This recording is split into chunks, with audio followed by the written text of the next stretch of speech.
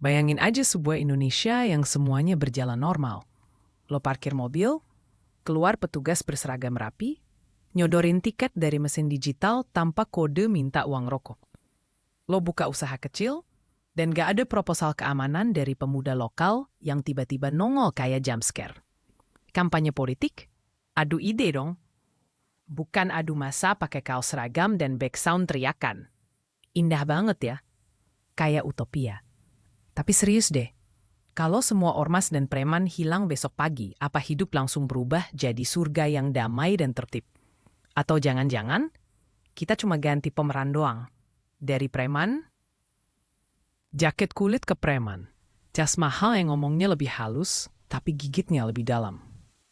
Secara teori, ormas itu dibentuk buat bantu rakyat, jaga nilai-nilai luhur, dan jadi mitra pembangunan. Terdengar manis dan penuh harapan, kayak kutipan dari buku pelajaran PPKN yang udah sobek-sobek. Tapi di kenyataannya, yang terjadi malah sebaliknya. Kita sering lihat berita tentang bentrokan antar kelompok, pemalakan di proyek, sampai sweeping tempat hiburan malam atas nama moral. Yang tatanya penjaga ketertiban malah rebutan lahan parkir dan bikin jalanan kayak zona perang. Jadi pertanyaannya, ini lembaga sosial atau geng bermodus? Fakta di lapangan menunjukkan bahwa kegiatan sosial yang dilakukan oleh ormas itu nggak selalu murni karena niat baik. Bagi sebagian, itu lebih kayak strategi branding. Bagi-bagi sembako, nasi ambulans gratis, atau bantu korban bencana, itu bisa jadi cara buat ngumpulin modal sosial. Dan ketika mereka butuh dukungan buat mengamankan wilayah atau minta kontribusi usaha, komunitas yang pernah dibantu tadi biasanya lebih toleran. Jadi kegiatan sosial dan kegiatan pukul itu bukan dua sisi yang bertentangan, tapi dua taktik dalam satu strategi bertahan hidup. Sebelum ada proposal keamanan berlogo resmi, Indonesia udah punya versi analognya, jagoan lokal. Mereka ini dulu kayak Satam semi-dewa, nggak resmi, tapi semua tunduk. Setelah kemerdekaan, banyak mantan pejuang yang nggak masuk tentara resmi, akhirnya jadi preman. Mereka punya senjata, pengaruh, dan koneksi. Dan ketika Orde Baru masuk, semua makin disahkan. Negara bukan yang ngusir mereka, malah dijenakkan, dikasih seragam, difungsikan buat jaga stabilitas. Kalau ada proyek strategis, mereka yang jaga bukan polisi. Kalau ada demo, mereka juga yang netralisir. Mereka jadi perpanjangan tangan. Negara yang nggak kelihatan, tapi kerasa banget. Tapi kalau udah terlalu bandel dan lepas kendali, negara punya metode evaluasi yang efektif. Reformasi datang dan keran demokrasi dibuka. Tapi siapa yang paling siap manfaatin momen itu? Tentu mereka yang udah punya struktur massa dan jaringan kekuasaan informal. Preman-preman lama ganti jaket, ganti nama, bikin ormas, LSM, bahkan partai. Mereka daftar ke Kemendagri, bikin AD/ART, dan jadi bagian dari sistem demokrasi yang katanya legal. Dari geng jalanan, jadi aktor sah pemilu lokal. Dan semua ini nggak muncul karena sistem gagal.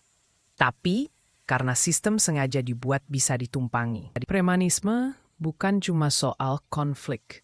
Ia adalah model bisnis. Mereka punya portofolio, pungli jalanan, penguasaan lahan parkir, proposal keamanan palsu, sampai minta THR secara paksa.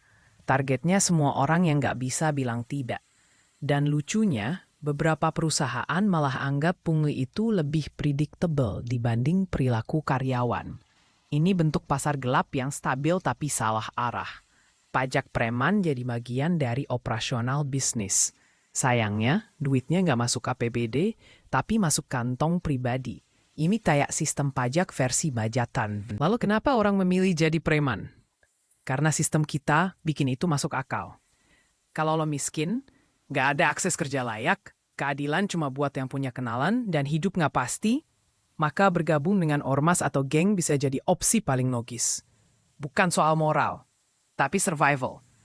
Mereka kasih identitas, perlindungan, bahkan pemasukan. Di tengah negara yang abai, geng malah jadi safety net versi ilegal tapi nyata. Dan jangan salah, solidaritas di dalam kelompok ini bukan main-main. Mereka punya struktur, hierarki, dan distribusi kekayaan. Duit hasil pungli bisa jadi sumber penghidupan kolektif.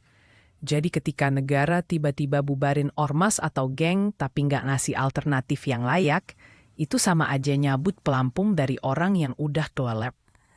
Akibatnya, geng baru bakal lahir. Mungkin lebih galak atau lebih pintar main di balik layar. Masalah utamanya ada di puncak. Preman di jalanan cuma aktor kecil dari sistem patron klien yang udah jadi SOP politik kita. Politisi butuh masa, preman kasih. Preman butuh perlindungan, politisi sediakan. Transaksinya jelas, dan semua dilakukan dengan baju demokrasi. Bawaslu, KPU, bahkan lembaga hukum ikut terseret karena terlalu banyak yang punya utang budi.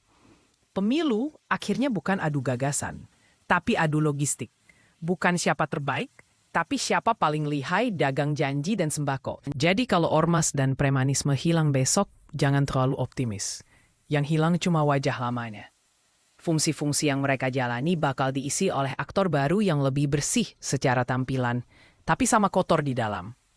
Premanisme mungkin berubah bentuk, dari jatah preman jadi fee konsultasi, dari intimidasi fisik jadi tekanan lewat pasal, dari ormas jalanan jadi perusahaan outsourcing yang main di tender pemerintah. Sama aja, beda kostum. Pertanyaannya sekarang bukan lagi gimana caranya kita basmi preman, tapi gimana caranya bikin negara ini cukup layak sampai jadi preman bukan lagi pilihan karir yang masuk akal.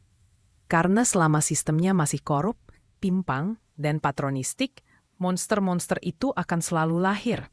Lebih rapi, lebih licik, dan jauh lebih sulit dikenali.